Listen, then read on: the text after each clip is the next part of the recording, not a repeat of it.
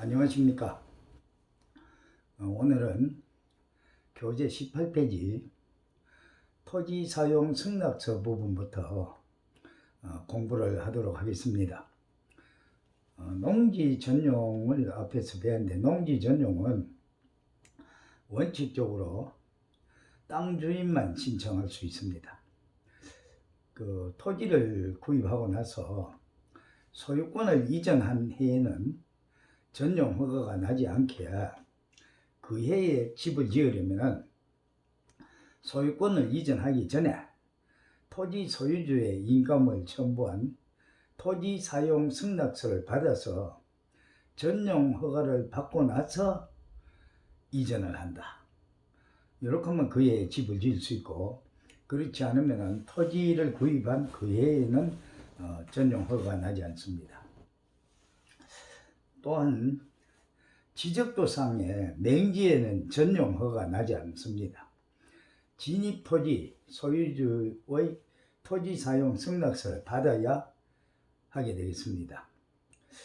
우리가 땅이 길이 없는 땅, 도로하고 접하지 않는 땅을 우리가 맹지라고 하는데, 이런 경우에는 앞에 진입을 해야 될 토지 주인한테 토지 사용 승낙서를 받아서 진입로를 확보하면은 건축 농지 전용 허가를 받을 수가 있습니다. 맹지인 경우에는 도로 폭이 3m 이상이어야 합니다. 진입로가 3m 이상이어야 하고, 진입 거리가 85m 이상이면 4m 이상이어야 하고, 자연 녹지 내에는 4필지 이상 단지를 우리가 조성을 하게 되면 진입 도로가 6m 이상이 되어야 됩니다. 4필지 이상 단지를 조성하면 6m 이상이 되어야 된다. 토지 사용 승낙서는 소유권 이전 등기와 같은 효력을 가집니다. 그러니까 지상권 임대차라고 해서 한번 승낙서를 받으면 그 효력은 20년간 유효할 수 있다. 그 토지 사용 승낙서를 받을 때는 인감증명, 토지 사용 승낙서용이라는 인감증명 한 통, 주민등록 등본 한 통, 그 다음에 승낙서에 해당하는 지번, 지목, 면적이 기재된 란에 기재되어야 하고, 소유주의 인감도장을 반드시 찍어야 합니다. 이와 같이 했을 때 토지 사용 승낙서의 효력이 발생한다.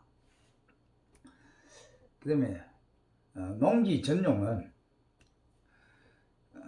전용 허가를 받으면 1년 이내에 집을 지어야 하고, 6개월 이내에 2차례 연기할 수 있습니다. 그러면 2년인데 2년이 넘어서 전용 허가가 취소가 됐을 때는 자금 조달 계획의 차질을 빚어서 못했다는 어떤 혜택 이유 서류를 갖다가 만들어서 제시하면은 살릴 수도 있습니다. 지방자치제마다 조금씩 다르긴 하나 살려주는 데가 많습니다. 그 다음에 이 기간이 전용 허가 기간이 지나면은 농지로 환원되므로 전용 허가 신청 시기는 자금 조달 계획 및 주택 건축 예정 기간을 계산해서 정해야 한다. 그래서 항상 어떤 일을 할 때는 계획성 있게 잘 짜서 계획을 확실히 세우고 난 다음에 진행을 해야 된다.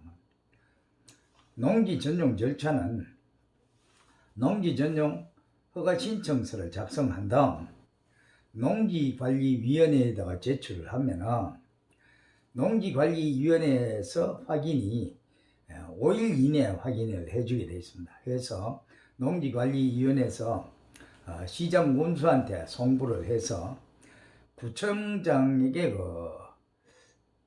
시장 군수 구청장에게 확인서를 송부합니다. 여기서 나오는 구청장은 선출직 구청장입니다. 임명직 구청장이 되어가 있는 곳하고 선출직 선출직 구청장이 있는 곳하고 그 업무 관계가 다릅니다. 그래서 구청장에게 확인서 송부를 하고 농지 전용 허가 심사는 시군청에서는 15일 이내에 허가가 나옵니다. 보안사항이 있으면 달라지겠죠. 그렇지만 정상적으로 됐을 때는 15일 이내 농지 전용 허가가 나온다. 농지 취득에 관한 사항은 농지 취득은 우리 토지거래허가구역이 아니면 전국 어느 지역이라도 농지 취득이 가능합니다. 도시민들도 농지 취득은 문제가 되지 않는다. 왜냐하면 농사는 농사 짓겠다는 의지만 있으면 되니까. 예전에 개정되기 전에 농지법은 주거지에서 8km 이내 농지만 살 수가 있었는데 지금 그렇지 않다는 거죠. 자, 일단 취득 후에 되팔거나 방치해갖고 유휴지로 만드는 것은 취득 후 나중의 문제다. 농지를 작용하지 않아서 벌과금이 부과되고 처분 명령이 내려지는 것은 나중의 일이기 때문에 취득 후 문제를 해결하면 된다. 우리가 시골이나 이런 데 가면 이장님들이 계시는데 이 이장님들을 통하면 모든 걸 다 해결할 수가 있습니다. 쉽게 말해서 농어촌이나 이런 읍면단위 지역에서는 이장님이 대통령이나 같다 이렇게 생각하면 됩니다. 모든 것은 이장님을 통해서 해결하면 된다. 그 다음에 양도소득세, 농지를 매도할 경우에 농지 소유주가 소유농지 소재지에 거주하지 않고 자경을 하지 않았다면 중과세 대상이 됩니다. 그래서 자경은 직접 농사를 짓는 건데 요즘은 임대농도 인정을 해줍니다. 그래서 이런 문제는 이장님을 통해서 해결할 수가 있다. 굳이 처분 명령이 내려지게 만들 필요는 없다는 거죠. 도시에서 보통 우리가 살게 되면은 누가 누군지도 모르고 통장이 누군지도 모르고 이렇게 살았는데 읍면 단위 지역에서는 다르다는 것을 분명히 알고 있어야 합니다. 그 다음에 농지 자격 취득 증명이라는 것이 있는데 관할 읍면사무소에서 농지 자격 취득 증명을 받을 수 있으며 농사를 짓는다고 신고 및 서류에 기재 후에 이거는 발급을 받을 수가 있습니다. 간혹가다가 토지를 구입을 해서 등기 이전을 하려고 법무사에 이렇게 맡기게 되면 법무사가 좀 알아서 해주는 경우도 있고 그렇지 않으면 이장님을 통해서 이와 같은 문제도 다 해결할 수가 있습니다. 그 다음에 농지 취득의 상한 면적이라는 게 있는데 상속으로 농지를 취득한 자로 농업 경영을 하지 않는 자는 1만 평방미터까지만 소유할 수 있다. 우리 상속을 받아서 농업을 직접 경영하지 않는 자는 소유가 1만 평방미터 미만까지만 소유할 수 있다. 3,000평이죠. 평수로는. 농업 경영을 하다가 도시로 떠나고 다른 업을 하다가 이농을 했다가 다시 소유 농지 중 농지를 다시 구입을 해서 농사를 귀농을 했을 경우도 1만 평방미터까지만 소유할 수 있다. 그 다음에 주말 체험 영농을 하려는 자는 1000평방미터까지만 소유할 수 있다. 이건 300평이죠. 주말 체험 영농을 하는 사람은 1000평방미터까지만 할 수 있다. 그 다음에 농지법 23조 제1장 제7호에 따라 농지를 임대 또는 사용대 하는 경우 그러니까 농지를 직접 농사를 짓지 않고 빌려주거나 자기가 직접 하거나 하는 경우에 소유 상한을 초과할지라도 계속 농지를 소유할 수가 있다는 겁니다. 실제로 뭐 농사를 지어야 한다는 거죠. 그 다음에 목조주택 부지 선정 및 인허가 사항이라고 했는데 이 부분은 꼭 목조주택이 아니라 일반 전원주택도 똑같습니다. 우리가 목조주택 하면은 목조주택만 전혀 다른 거라고 생각을 하는데 집을 짓는 그 베이스, 기초는 다 똑같다는 거죠. 집을 짓는 방법이나 순서라든가 구조라든가 이런 거는 재료만 콘크리트냐, 철골이냐, 목구조냐 이것만 다르지 방법은 똑같다. 그 다음에 부지 선정도 동일하다. 부지 선정 시에 반드시 토지를 구입할 때는 지적 공부를 열람을 해야 합니다. 그래서 지적 공부를 하면은 무엇을 얘기했냐면 토지대장 등본, 지적도 등본 뭐 이런 걸 열람을 해서 소유라든가 토지의 그 한계, 경계라든가 이런 거를 확인을 해야 합니다.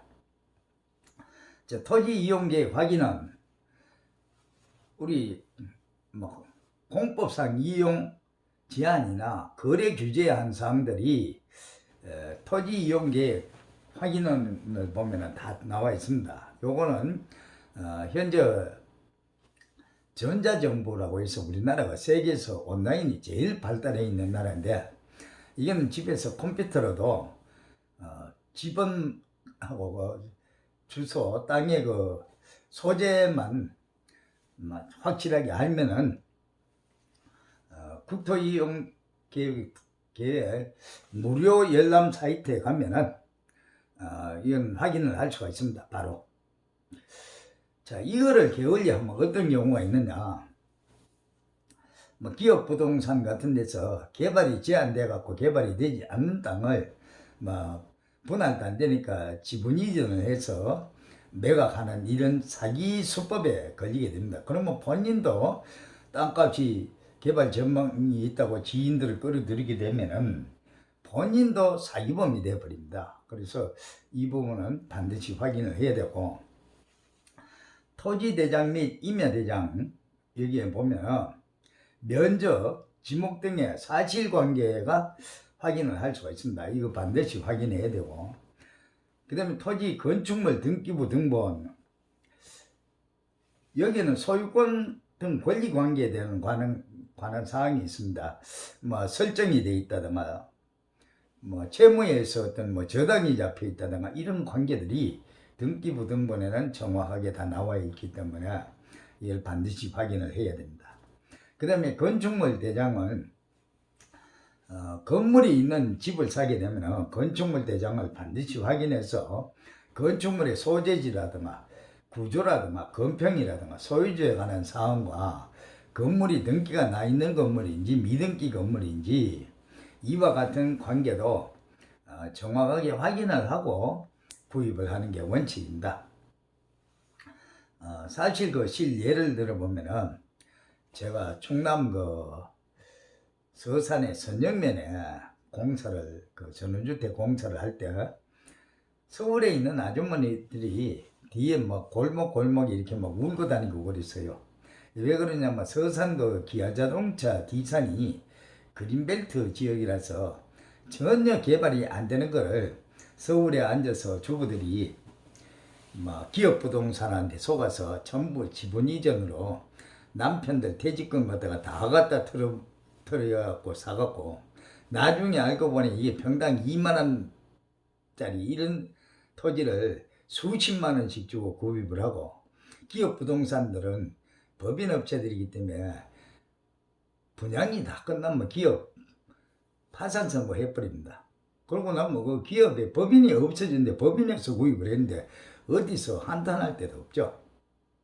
그래서 본인들이 바로 이와 같은 사항들을 정확하게 확인을 안 해서 그런 현상이 생긴다. 그 다음에 부지 선정 시 입지 조건 했는데 자, 진입로가 반드시 있어야 집을 짓겠죠. 진입로는 반드시 필수적입니다. 지적도를 열람하여 진입도로가 있는지 필수적으로 확인을 해야 됩니다. 진입 도로가 없는 땅은 맹지라 하여 건축이 불가능한 땅이다. 불가능한 땅이다. 막다른 도로의 길이가 10m 미만은 2m. 자, 이건 도로 표기 아니고 여기 약간 수정을 해야 될 부분이 있네요.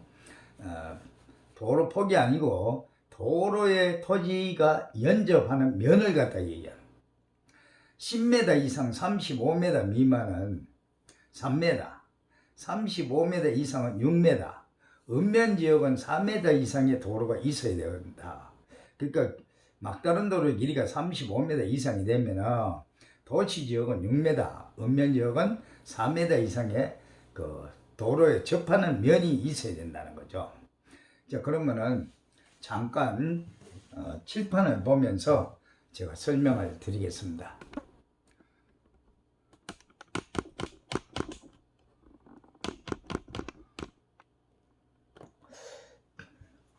자, 우리가 막다른 도로라 하면 끝이 막힌 도로가 아니고 우리가 어떤 도로가 이렇게 있으면은 큰 도로에서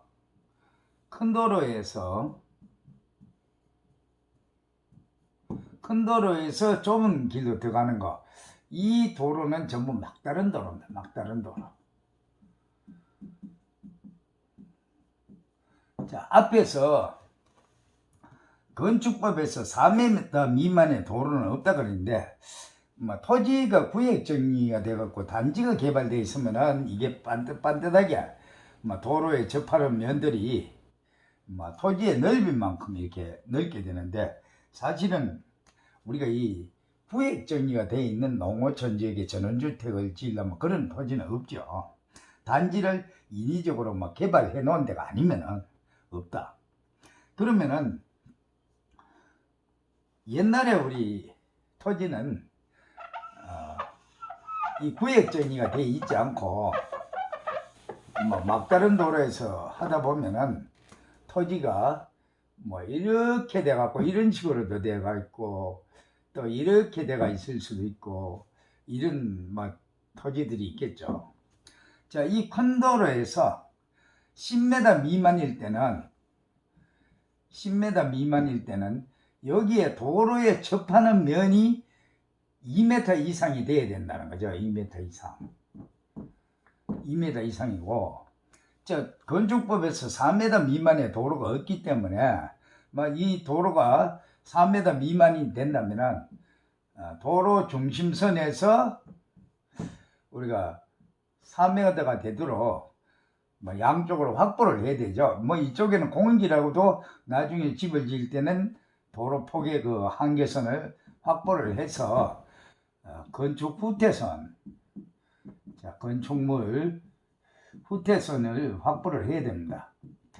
이쪽도 마찬가지고 중심선에서 이 도로가 3m면은 중심선에서 2m 정도로 해서 확보를 해야 되고, 그 다음에 이 도로에 접하는 부분이 반드시 10m 미만은 2m 이상이 돼야 되고, 골목길 길이가 10m에서 35m가 되었을 때는 3m 이상이 도로에 대지가 접하는 면이 있어야 된다.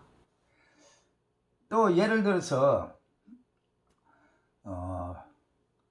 농촌에 보면은 도로가 있고 배수로 같은 수로가 있고 이럴 경우에는 도로에 접해 있지 않죠. 그러면 일정 구간을 배치도 그릴 때 그림을 그려서 국어 점용 허가를 받아야 되는 경우도 있습니다. 우리 배수로나 수로에 덮개를 덮어서 사람이 지나가도록 만드는 것도 임의로 하는 게 아니고 국어 점용 허가를 받아야 되는데, 어떤 군청에서는 국어 점용 허가를 안 받아도 허가를 내주는 경우가 있고, 경남 저 함안이라든가 이런 쪽에서는 국어 점용 허가를 받지 않으면 건축 허가 자체를 안 해준다.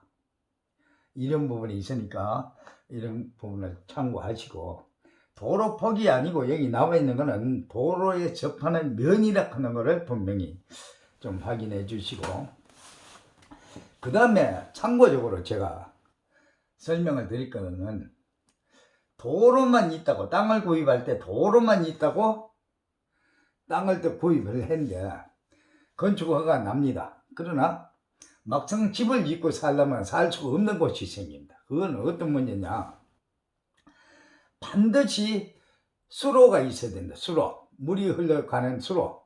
이걸 갖다가 우리 토목이나 지적상에서는 국어라 그럽니다. 국어. 이 국어가 있어야 된다. 왜 그러냐, 우리가 생활하수라든가 뭐 욕실에서 나가는 물이라든가 싱크대에서 나가는 물, 이거 절대 버리면은 어디로 흘러가겠습니까? 남의 토지나 또는 남의 땅에 폐수가 흘러 들어가면 가만히 앉아서 구경만 하고 있을 사람 하나도 없죠. 그래서 도로도 있고 건축허가하고는 상관이 없지만 국어도 있어야 된다. 반드시 배수로가 있어야 된다. 이거 잘 확인해야 됩니다. 만약에 뭐 땅을 또 구입을 해서 집을 짓고 난 다음에 인접 토지주들이 내 땅으로 폐수를 흘러 보내지 말라고 했을 때 그 폐수를 어떻게 처리할 거냐는 거죠. 이 부분 반드시 알고 넘어가야 됩니다. 건축허가하고는 뭐 큰 문제가 안 됐는데 실제로 사용하는데 문제가 된다는 거죠. 자, 다시 화면을 보면서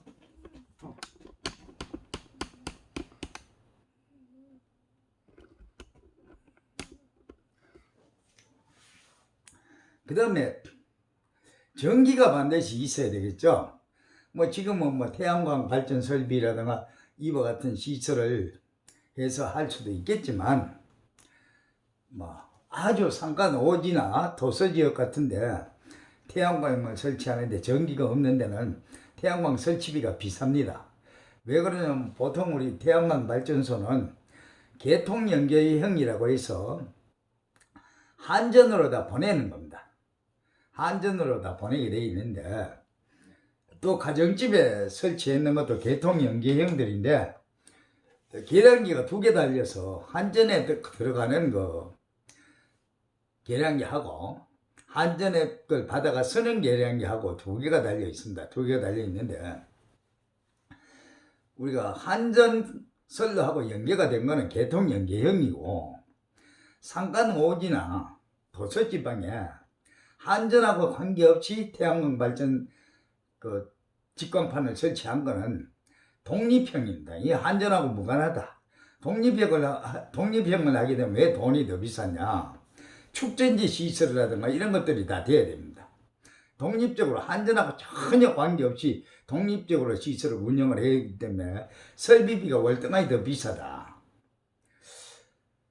이 점을 갖다가 반드시 참고하셔야 됩니다. 그 다음에 전기는 기존에 있는 전주로부터 200m까지는 무료다. 그러니까 무료라는 것이 우리 도심에서 전기를 갖다가 신청을 할 때 우리 계량기 달아주는데 보통 전기공사 업체에서, 계량기는 전기공사 업체가 아니면은 달 수가 없습니다. 계량기는 달아주는데 보통 한 60만 원 정도 받는데 200m 떨어져도 60만 원만 내면 된다는 거죠. 나머지는 한전에서 전주를 4개가 들어가든 5개가 들어가든 한전에서 세워서 설비를 해준다는 거죠. 그 다음에 200m 초과시에 매 1m마다 42,900원이 들어간다. 추가 요금을 물어야 한다고 했는데 이건 지역마다 약간의 차이도 있을 수 있고, 그 다음에 또 한 가지는 제가 이 자료조사를 한 것이 이미 4, 5년 전에 했기 때문에 이 문제는 한전하고 상담을 하는 게 정확합니다. 일단 200m까지는 도심에서 바로 전주 옆에서 계량기를 타는 돈이나 동일하다. 그래서 뭐 예를 들어서 내가 부지를 선정하면서 야 이거 전주가 뭐 100m 이상 멀리 떨어져 있다. 그러면 이 땅에는 전기를 쓸 수 없다. 이런 판단을 하게 되기 때문에 이거 반드시 알고 있어야 되고, 전화는 기설치된 되어 있는 통신주로부터 80m 이내까지는 무료이며 80m 초과시 매 40m마다 11만 원의 추가 요금을 물어야 하며 240m 초과신을 매 40m마다 40만 원의 추가 요금을 물어야 된다고 했는데, 요것도 아마 수년이 지나서 요금이 잘 맞는지 안 맞는지 모르겠습니다. 80m까지는 KT에서 뭐 해주는데, 우리가 지금은 뭐 전부 휴대전화를 사용하고 있으니까 전화가 필요 없다고들 생각하는데, 뭐 농어촌에 귀촌을 하든가 뭐 귀어 또는 귀농을 했을 때 뭐 혹시 인터넷을 사용해서 무슨 농산물을 판매한다든가 이런 걸 하려면은 반드시 유선이 있어야 됩니다. 왜 그러냐면 지금 뭐 KT 같은 데서 나오는 에그라든가 이런 걸 가지고 무선으로도 하는데, 이게 C군 단위, C 단위는 거의 되는 데가 많습니다. C 단위도 시청 소재지 주변만 되지, 다른 도시 외곽 지역으로 가면 안 돼요. 또 특히 농어촌 뭐 읍면 단위에는 뭐 그거 되는 데가 거의 없고, 반드시 유선이 필요할 경우가 있다. 그래서 전화는 있어야 된다고 봅니다. 또 유선이 KT에서 들어오면은 인터넷선이 오면은 뭐 집안에서는 다 무선으로 돼가 돼 있죠. 요즘 기가진이라든가 이런 걸 설치하게 되면 전부 무선을 하게 돼 있는데 꼭 필요하다.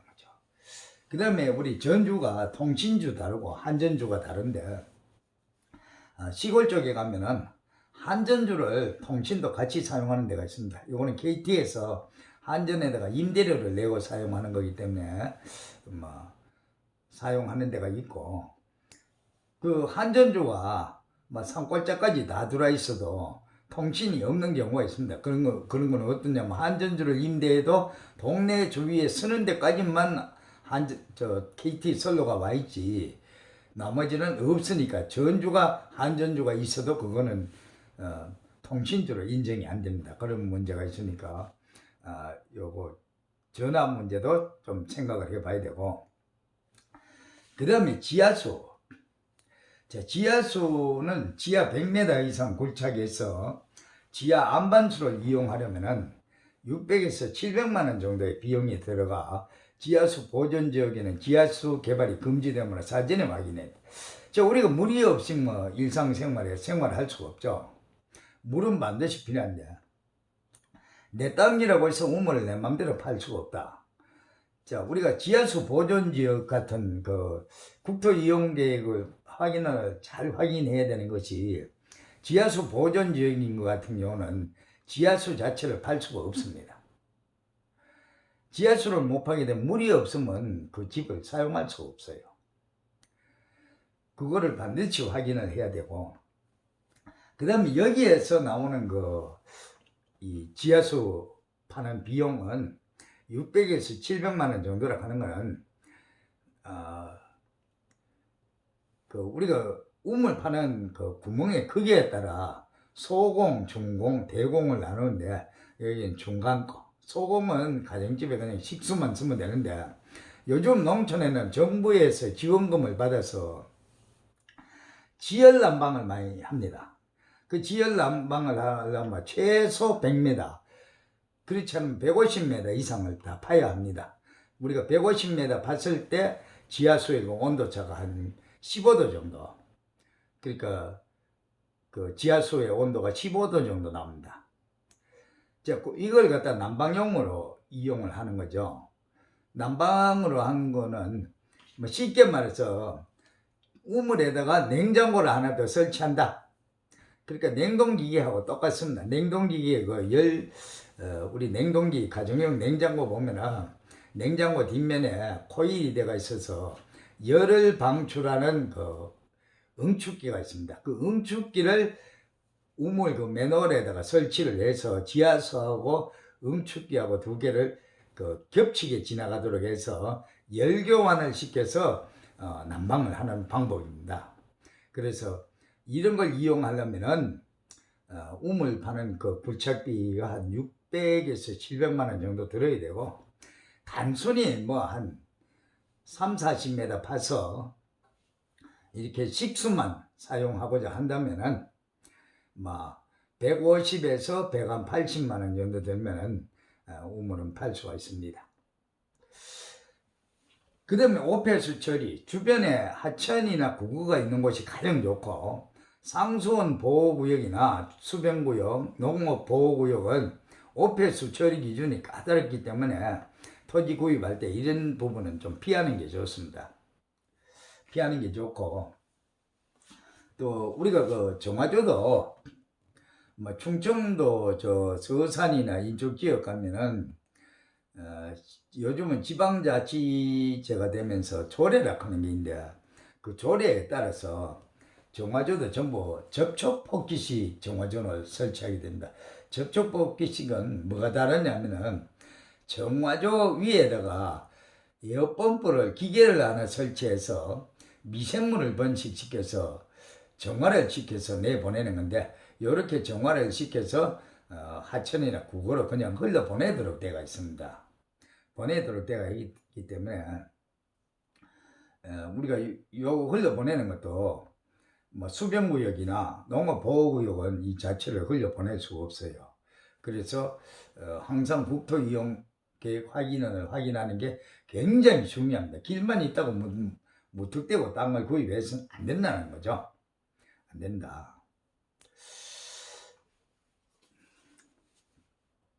그 다음에 우리가 건축물로 취급하는 공작물들이 있습니다. 자, 높이 옛날에 옛날 사람들 얘기 들어보면은 기둥만 있고 지붕이 없으면 건축물이 아니다. 또는 지붕만 있고 벽이 없으면 건축물이 아니다. 이거 굉장히 잘못된 생각이죠. 우리가 담장도 높이가 2m를 넘는 옹벽 및 담장은 건축 공작물입니다. 이 부분 분명히 알고 있어야 되고, 높이 6m를 넘는 꼴뚝이나 장식탑, 기념탑, 골프 연습장 이런 것들도 전부 다가 건축 공작물이고, 높이 8m를 넘는 고가수조, 고가수조는 철구조물 해갖고 높은데 이렇게 물탱크를 올려놓고 물을 쓰게 되는 고가수조, 이런 것도 전부 다 건축 공작물이고, 바닥 면적이 30평방미터를 초과하는 지하대표, 지하대표가 30m 미만이면 건축물이 아닙니다. 아닌데 30평방미터를 초과하는 지하대표, 이런 것들은 전부 건축 공작물이고, 기타 건축조례가 정하는 제조 및 생산시설은 전부 다 건축 공작물입니다. 그러면 내가 마당에 정자를 하나 짓는다. 자, 이것도 건축물입니다. 건축물이다. 우리가 토지가 100평인데 자연녹지 지역에서 20% 건폐율이니까 100평의 대지에다가 20평의 주택을 짓다. 그럼 마당에 정자